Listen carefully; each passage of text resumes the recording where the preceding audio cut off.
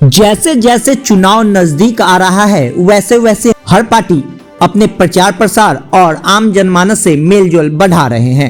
इसी दौर में राजद कार्यकर्ता भी प्रचार प्रसार और लोगों से मेलजोल बढ़ाकर लोगों को अपने विजन के बारे में बता रहे हैं। युवा कार्यकर्ता और हाजीपुर विधानसभा के भावी उम्मीदवार उत्पल यादव भी आम जनमानस से मेलजोल बढ़ा रहे हैं।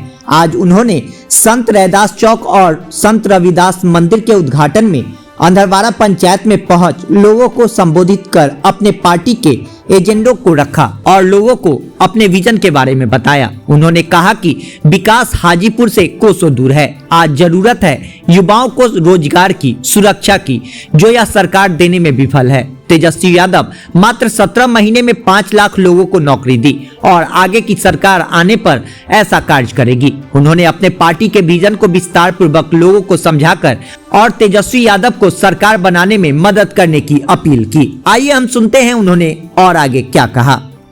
सबसे पहले हम उपस्थित क्यों हुए हैं, हमारे अंदर कमियां क्या है, हमें सबसे पहले वो चीजें जानने की जरूरत है। हमें सबसे पहले नीचे स्तर से शुरुआत करने की जरूरत है।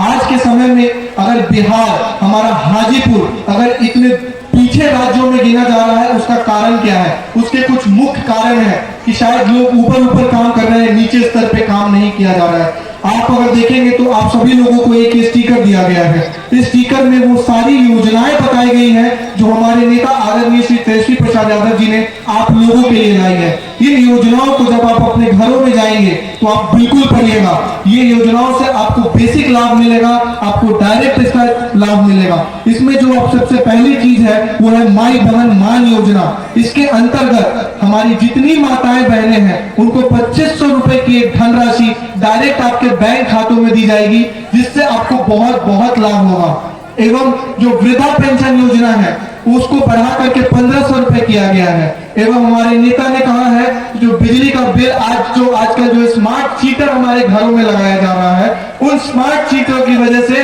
आज हर घर परेशान है। उनको हमारे नेता ने बोला है कि जैसी ही उनकी सरकार बनेगी 200 यूनिट बिजली मुफ्त देने का काम किया जाएगा। अब हम आ जाते हैं चुनाव पे। इस साल हमारे बिहार में आगामी 2025 विधानसभा चुनाव होने वाला है और पूरे भारतवर्ष में इस बार बिहार ही एक ऐसा राज्य रह गया है जहां चुनाव होने वाला है।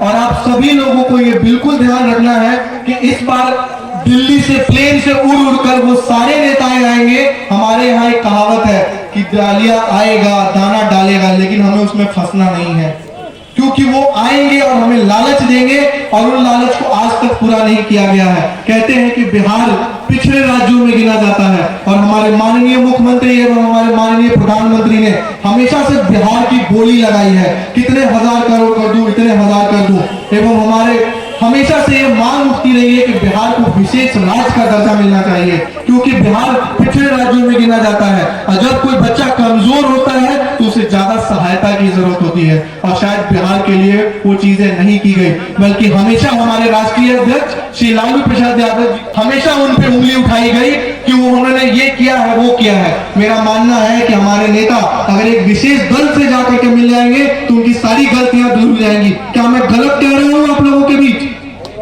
जो भी नेता दूसरे दल से जाके मिल गया है, मैं मानता हूं पूरे भारतवर्ष में एक हमारे नेता, हमारे राष्ट्रीय अध्यक्ष श्री लालू प्रसाद यादव जी हैं, जिन्होंने अपना घुटना नहीं टेका।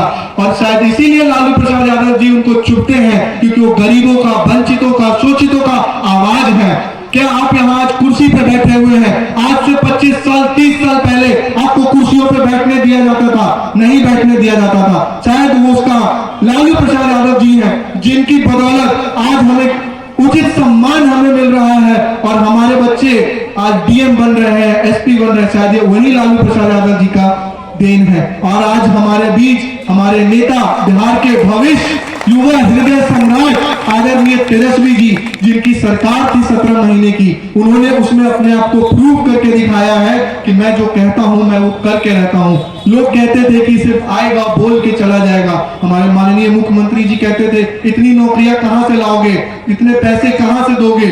और ये हमारे नेता का बड़प्पन था कि उन्होंने नौकरियां भी दी और उसी मुख्यमंत्री से पत्र बंटवाने का गांधी मैदान के ऐतिहासिक मैदान में काम किया, जो मुख्यमंत्री मना करते थे कि ये नौकरियां नहीं दी जा सकती हैं। ये हमारे नेता का बड़प्पन था कि उनसे उस पत्र को बंटवाने का काम किया। और अगर मान लीजिए पिछले 20 साल से हाजीपुर विधानसभा के अंतर्गत एक पार्टी का दल है जो विशेष करके 20 सालों से जीतता आ रहा है, और आप लोगों को जानकारी होनी चाहिए हाजीपुर आज सबसे दूषित शहरों में गिना जाता है।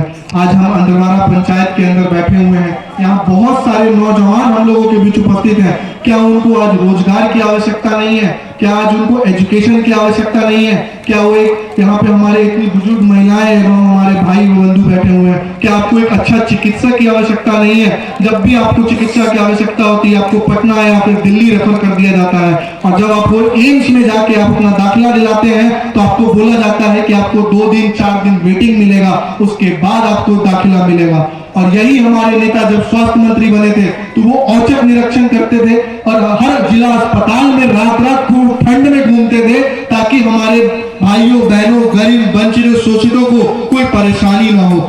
और ये किसी से छिपा हुआ नहीं है, वो रात को जाते थे, मीडिया पर्सन को लेकर के जाते थे, और शायद ये उन्हीं दिनों का रिजल्ट है कि आज अस्पताल की स्थिति कुछ सुधरी थी लेकिन फिर वापस वैसी हो गई है। तो हमारी जिम्मेदारी क्या बनती है? हमारी यह जिम्मेदारी बनती है कि हम अपना पूरा ताकत लगा करके हमारे नेता श्री तेजस्वी प्रसाद यादव जी को आगामी 2025 विधानसभा चुनाव में उनको बिहार का भावी मुख्यमंत्री बनाए ताकि हम सबका स्वर्णिम विकास हो सके। सभी लोग कहते थे कि राजद सिर्फ एक स्पेशल दल की पार्टी है। मैं मानता हूं जो 5 लाख नौकरियां दी गई, क्या वो किसी विशेष समुदाय को दी गई? नहीं, वो हर लोगों को दी गई जो उसके काबिल था, जिन्होंने एग्जाम दिया और उस एग्जाम को पास किया। मैं मानता हूं पूरे भारतवर्ष में शायद जो ये परीक्षा हुआ था इतने स्पीड समय में हुआ और बिना किसी त्रुटि के। आज आप देख लीजिए बीपीएससी के एग्जाम कराती है और उसमें पेपर लीक हो जाता है। सारी चीजें वही थी, सारे संस्था वही थी, सारे एग्जाम कराने वाली चीजें वही थी, बस फर्क ये था कि उस समय राजद का प्रतिनिधित्व था और हमारे नेता आदरणीय तेजस्वी प्रसाद यादव जी के प्रतिनिधित्व में वो एग्जाम लिया जा रहा था।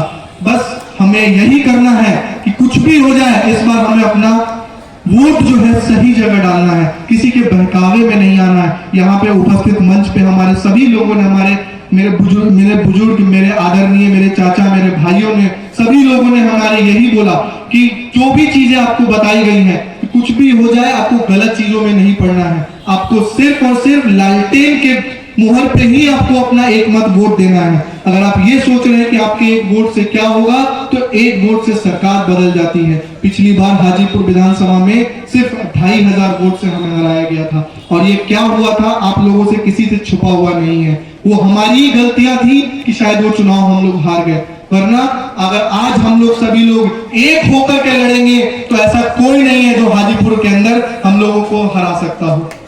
बस हमें जरूरत है एकजुट होकर के रहने की और अपने समाज को सोचने की। आज इस अंदरवारा पंचायत में हम हैं, अगर यहाँ के बच्चों को अच्छी शिक्षा मिलेगी, अच्छा रोजगार मिलेगा तो वो बाहर क्यों जाएंगे? आज हमारा भाई यहाँ से एक भाषण दे रहा था कि मैं राजस्थान में पढ़ता हूँ और राजस्थान का अध्यक्ष हूँ स्टूडेंट यूनियन का। क्या वो बिहार में रहकर के पढ़ाई नहीं कर सकता था? उनको बिहार में पढ़ाई का शायद वो उच्च शिक्षा उनको नहीं मिल पाई। मुझे भी बाहर से पढ़ाई करके आप लोगों के बीच आना पड़ा, क्योंकि बिहार में उच्च स्तर का शायद हमें नौकरी मिल पाती है ना हमें शिक्षा मिल पाता है। अगर हमें बिहार को आगे बढ़ाना है तो हमें एक युवा सोच की जरूरत है। जो युवा सोच मैं मानता हूँ हमारे नेता आदरणीय तेजस्वी प्रसाद यादव जी के अंदर है। उन्होंने अपने 17 महीने की सरकार में इस चीज को प्रूव करके दिखाया है, और अगर उनको हम पूरे 5 साल का कार्यकाल देंगे तो मैं मानता हूं कि पूरे बिहार को वो एक विकसित राज्यों के अंदर गिन के लेके आ जाएंगे, और ये हम सभी की जिम्मेदारी है। आप सभी लोग यहाँ पे आए,